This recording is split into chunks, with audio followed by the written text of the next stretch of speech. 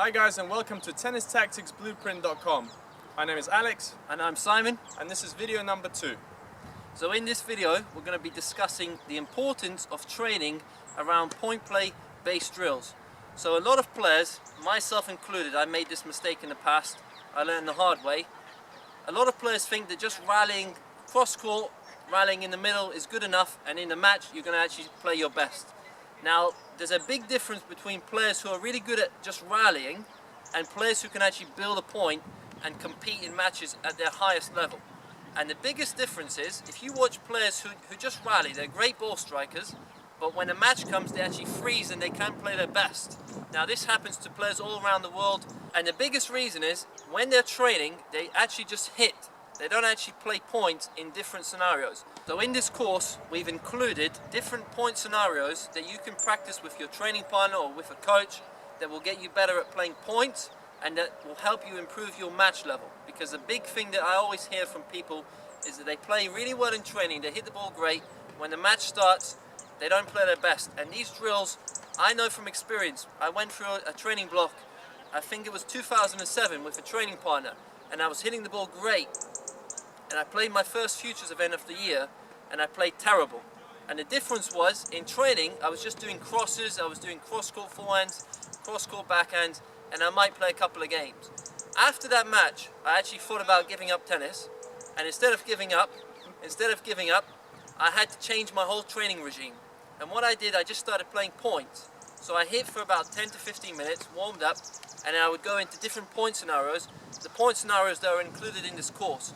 So we're going to go over one example today about the short ball.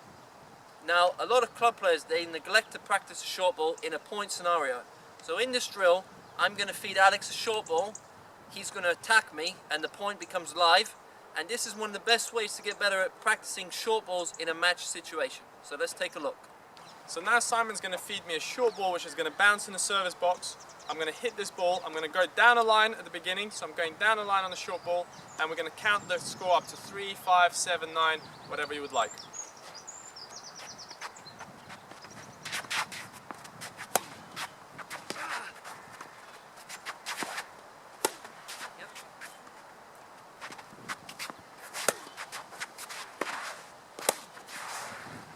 All the feeds don't necessarily have to be high feeds, there could be low feeds that make me use my hand to actually brush up on the ball, which is still an aggressive shot. It's still a short ball that I want to attack.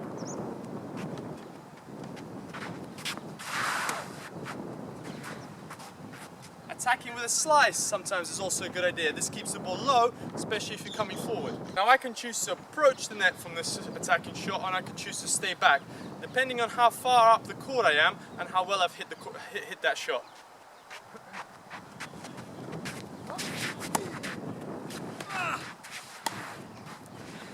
In that last point I chose to come forward because my body momentum was actually moving forward through the ball, so it'd be uncomfortable for me to stop and then move back to try and retrieve the next ball. So I chose to come forward and finish off the volley.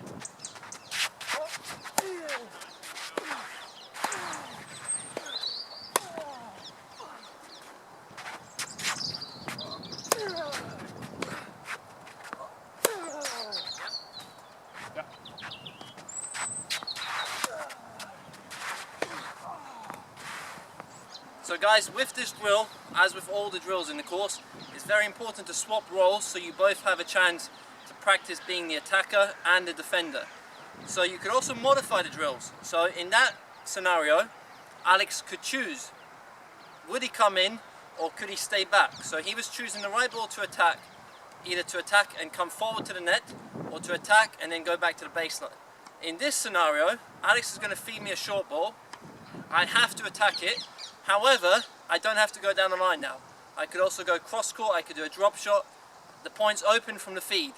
He has to still feed it in the service box, and as soon as he feeds it in the service box, the point is open. We're going to play up to 7, up to 10, up to 11.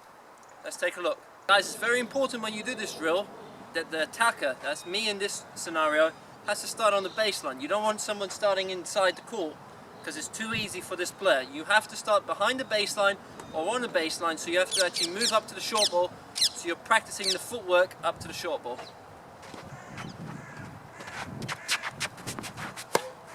That feed was too easy for me, So Alex can always change the feed on the next one, he can make it a bit lower.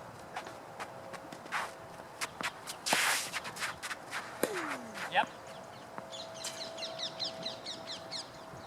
And here you can see why this drill is so effective, because I'm working on my short ball and he's working on his passing shots.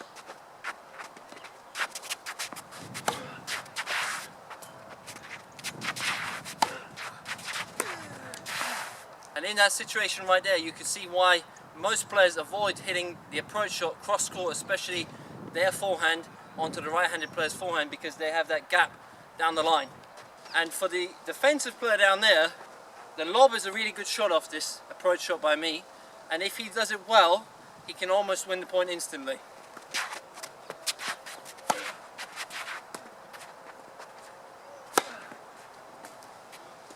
If he doesn't do it well, then it's death.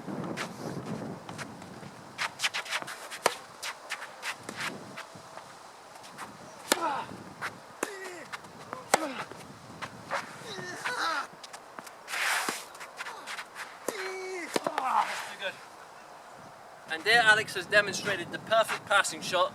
If he can't hit an outright winner, put it into the attacking player's feet, so this player has to volley up and then pass on the next shot.